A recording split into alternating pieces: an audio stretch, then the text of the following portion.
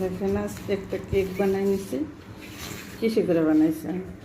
এটা হচ্ছে কাঁঠালের কেক। একটু কাঁঠাল দিয়ে দিছি, এই হাঁড়িতে বানাইছি, দেখছেন? এত বড় হাঁড়িতে।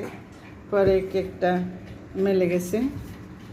আর এখানে একটু এই যে একটু লাগে আছে, এই তো মেয়ে বিয়ান কাঁঠালের পাঠাইছে বক্স বইরে রস পিঠা খাওয়ার জন্য, নরম কাঁঠালের। তো মেয়ে বলতেছে যে মা আমি তো পিঠা খেতে পারি না, একটু কেক বানাও তো দেখি।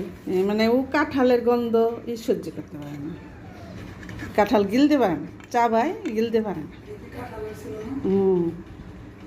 পরে আমি গাছ ঠিক আছে তাহলে বানাই। তো ভালোই হয়েছে, খারাপ হয় না মোটামুটি। যে পাতিলের মধ্যে আর কত সুন্দর হবে। আর আমি প্রেশার কুকারেও বানাই। তো আজকে প্রেশার কুকার ডাটকা করছে, ওটার মধ্যে মাংস রান্না করছি। তো একটা মাংসর তো আলাদা একটা স্মেল আছে, ওটা আবার হয়তো কেকে চলে গেলে খেতে ভালো লাগবে না। আর কেকের বাটি টাটি কী হয়েছে জানি না।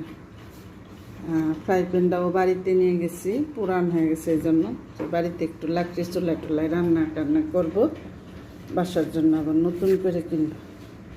তো কেকটা এমনি অনেক সুন্দর হয়েছে দেখুন, কিন্তু এই যে মেলে গেছে, এরকম মেলে যাচ্ছে, এই অবস্থা। তো আমি একটা উঠাই নিই একটা বাটিতে।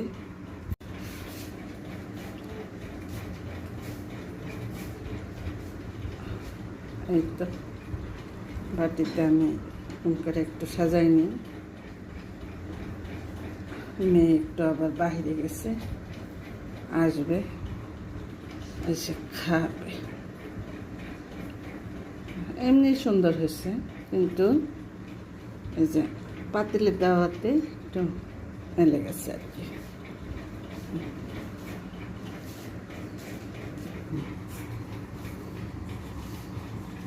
পাতিল তো একটাই সাইড একটাই হয়ে গেছে, লাল লাল হয়ে গেছে। লালটা আরও মেয়ে বেশি পছন্দ করে।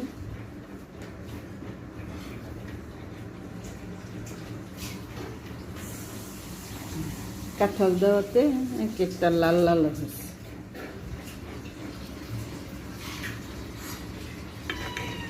কাঁঠালের রস, তালের রস, এলা পিঠা, নারিকেল আনাইছি, বানাবো মামার জন্য।